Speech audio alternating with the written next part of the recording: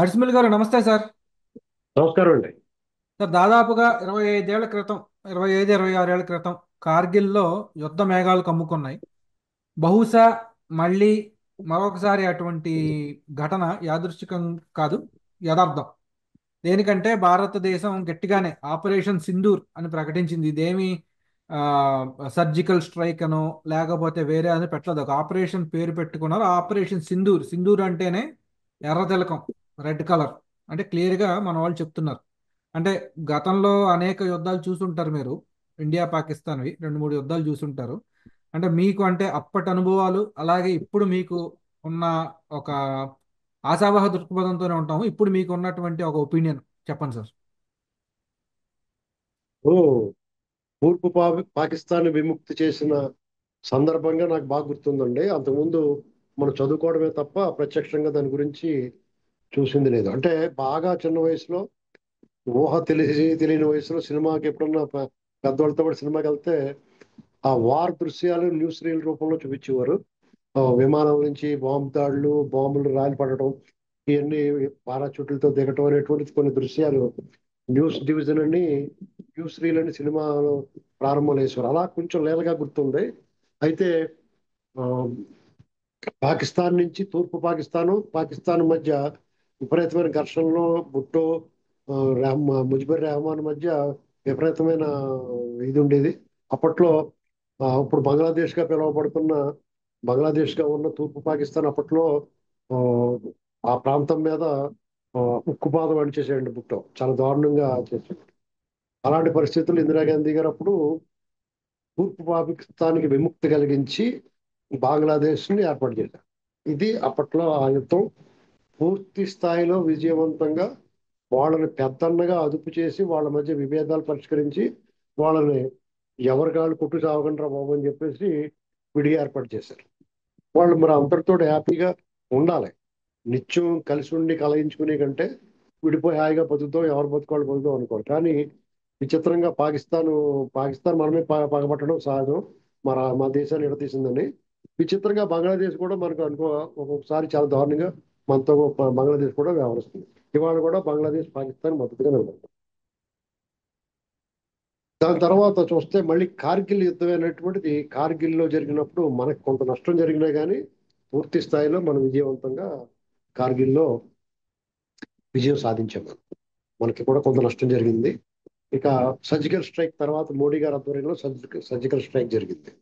నిన్నాళ్ళకి మళ్ళా ఈ ఉగ్ర మూకలో ఆ ఉగ్ర దాడులు పేటరైపోయి కాశ్మీర్లో నరమేధం సృష్టించారు. ఇక దానికి సమాధానం చెప్పకపోతే మరీ అలసైపోయినట్టు ఉంటది. ఈ ఉగ్రదాడులు అలా కొనసాగుతూ ఉంటాయి కాబట్టి ఇవాళ ఆ ఉగ్ర మూకల దాడులు ఆ స్థావరాల మీద భారత సైన్యం దాడులు కొనసాగిస్తాం. అవి పూర్తిగా కొన్ని చోట్ల 7 స్థావరాల మీద అంటున్నారు, కొన్ని వార్తా సాధనాల్లో. కొన్ని చోట్ల 9 స్థావరాల మీద మసూద్ వీళ్ళ ఇటువంటి వాళ్ళ ఆ స్థావరాలన్నిటి మీద దాడులు జరుగుతున్నాయి అన్నారు.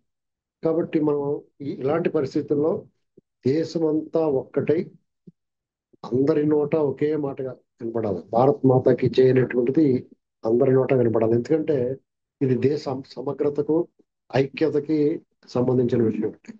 భారతదేశం చాలా శాంతి కాముక దేశం. వీళ్ళంత రెచ్చగొట్టినా, ఎంత ప్రేరేపించినా భారతదేశం చాలా సహనంతో ఉంది. అది పెచ్చి పెట్టరైపోతా ఉన్నారండి. బొంబాయిలో దాడులు జరిగిన, హైదరాబాద్ లో దాడులు జరిగిన, కోయంబత్తూరులో బాంబు దాడులు జరిగిన, అసలు ఈ దేశాన్ని అల్లకల్లోలం చేయడానికే పుట్టినట్టున్నారు వాళ్ళంతా.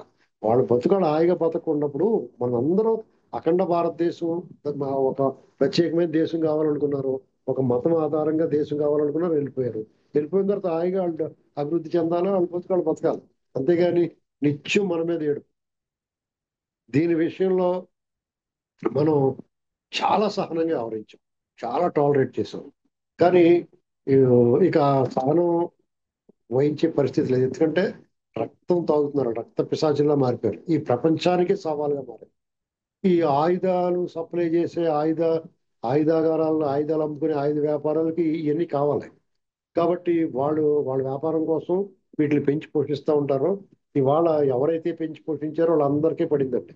వాళ్ళతో పాటు మన శాంతి కాముక దేశమైన మనకి కూడా ఇబ్బంది కలుగుతాం. కాబట్టి దీని మీద ఎప్పటికైనా సరే ఒక నిర్ణయం తీసుకున్నారు. మోడీ గారు చాలా స్ట్రాంగ్ గా దీని మీద ఉన్నాడు. భారత సైన్యం అసలు తిరుగులేని సైన్యం అండి. రకరకాల వార్తలు వినపడతా ఉంటాయి ఇంటర్నేషనల్ న్యూస్ లో. కొన్ని డెఫినెట్ గా అటువైపు ఇటువైపు కూడా నష్టం ఉంటుంది. యుద్ధం అన్న తర్వాత గాయాలు తాగకుండా ఎందుకుంటాయి. అయినా సరే భారత సైన్యాన్ని ధీటుగా ఎదుర్కొనే శక్తి పాకిస్తాన్కి ఏ మూల లేదు. వాళ్ళ ఉద్దేశం ఏంటంటే మన ఒక కన్ను మన కన్ను ఒక కన్ను పోయినా వాళ్ళకి రెండు కన్నులు పోతాయి అన్నట్టు వాళ్ళు ఉన్నారు. వాళ్ళు కొద్దిగా నష్టం జరిగినా వాళ్ళు మొత్తం పోయినా మనకి కూడా నష్టం జరుగుద్ది అనేటువంటిది వాళ్ళకి ఒక ఆనందం, పైశాచిక ఆనందం. అయినా సరే ఈ దెబ్బతోటి ఈ ఈ పిశాచాలు పీచమడిచేస్తే మళ్ళా ఈ ఉగ్రవాదం పేరు, ఉగ్రవాదులకి ఆశ్రయం ఇవ్వటం అనేటువంటిది పాకిస్తాన్ మానుకోకపోతే పాకిస్తాన్ కూడా మనం స్వాధీనపరచుకోవాలి. అలాగే పాక్ ఆక్రమిత కాశ్మీర్ అంటారు. ఆ విషయంలో మనం ఇదే సమయం అండి. వాళ్ళందరినీ అక్కడి నుంచి తరిమేసి పాక్ ఆక్రమిత కాశ్మీర్ని మన భారతదేశంలో అంతర్భాగం అని ఎప్పుడైతే చెప్తా ఉన్నామో దాన్ని నిజమని నిరూపించాలి. రైట్. చూద్దాం సార్, మరి ఈ పిశాచి నిజంగా తరిమేస్తారా లేకపోతే గిల్లి వదిలేస్తారా అనేది మోడీ గారి చేతుల్లోనే ఉంది. శాశ్వతంగా అలా కాదండి, ఇప్పుడు పాకిస్తాన్ ఏమి ప్రశాంతంగా బలూచిస్తాన్ లో వాళ్ళ పక్కలో బడిలో ఉన్నారు. అసలు వాళ్ళు ఎట్టి పరిస్థితుల్లో పాకిస్తాన్ యుద్ధానికి కాలు తవ్వడం కానీ ఉగ్రవాదుల్ని దొంగదాడులు ప్రోత్సహించడం కానీ చేయకూడదు. వాళ్ళు కూడా శాంతి కాము ఏ మతం ఆధారమైనా ప్రపంచ శాంతి కదా కోరుకోవాలి. కానీ వాళ్ళు మాత్రం అందరికీ ఈ ప్రపంచంలో ఎవరికీ మనశ్శాంతి లేకుండా చేస్తున్నారు. ఇది మాత్రం క్షమించరానిదండి. వాళ్ళ పట్ల కఠినంగా వ్యవహరించాలి అన్ని దేశాలు కూడా.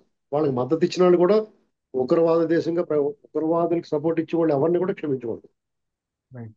ధన్యవాదాలు సార్ అడిసిమల్ గారు.